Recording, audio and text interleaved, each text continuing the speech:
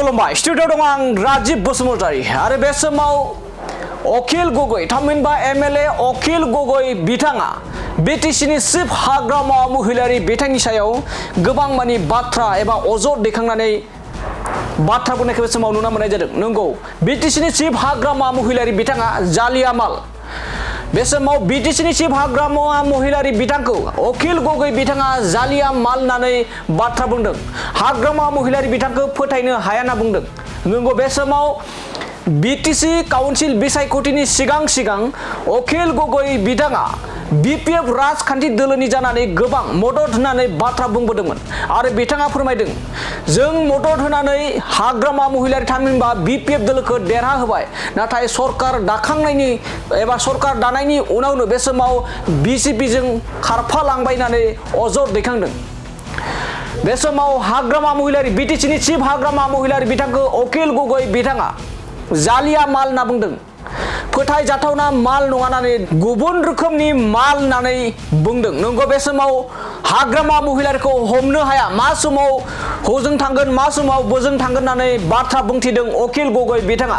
जालिया माल होननानै बाथ्रा बुंथिदों बिटिसिनि चिफ हाग्रामा महिलारि बिथांखौ। दानिया फैदो बिदिब्ला अखिल गगৈ बिथाङा बिटिसिनि चिफ हाग्रामा महिलारि बिथांनि सायाव माबायदि फिनजाथाय होदों, जेराव बिथाङा बिसायख'थि एबा काउन्सिलाव देरहाखांनायनि उनाव बिजेपिजों माबोरै खारफानायनि बाथ्रा बुंदों जों अखिल गगैनि बिथांनि जा बिबुंथि होनाय बे बिबुंथिखौ नोंथांमोननि गेजेराव लाना फैनि।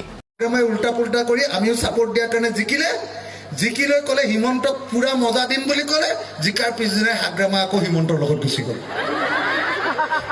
হাগ্ৰামাটো কম লুটিপুটি নহয় কিন্তু দেই, ই উল্টা পুল্টা মাল আছে। ইলেকশ্যনৰ আগত বেলেগ কয়, ইলেকশ্যনৰ পাছত বেলেগ, হয়নে নহয়? ই জালিয়া মাল আছে, জালিয়া 2 নম্বৰ মাল আছে, মাল ঠিক নহয়, বুজিছেনে নাই?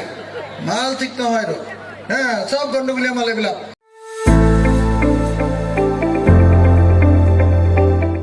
गोजोनथाव खौरां।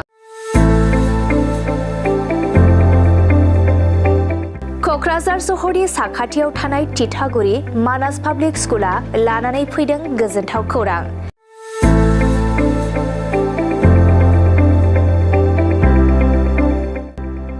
मानास पाब्लिक स्कुला गुन गोनां सोलोंथाइ बोसोरनि नार्सारिनिफ्राय थाखो 9 सिम फरायसा फरायसुलिफोरनि गोदानै 2026-27 मायथाइनि गोदानै मुं थिसननायनि खाबुफोर होगासिनो दं।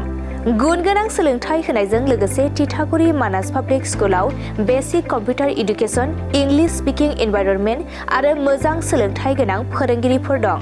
फरायसा फरायसुलिफोरनि थाखाय सोलोंथाइ लानायजों गोबां मोजां खाबुफोर दं, जेरै यगानि खाबु आरो हिन्जावसा आरो हौवासाफोरनि थानायनि थाखाय सेपारेट हस्टेलनिबो खाबुफोर दं। नोंथाङा आबुङै मिथिबावनो थाखाय थोंजोङै नैबे 600083286000489621 आरो 9101008849 जानबुं नम्बराव खौरां लाहरनो हागोन।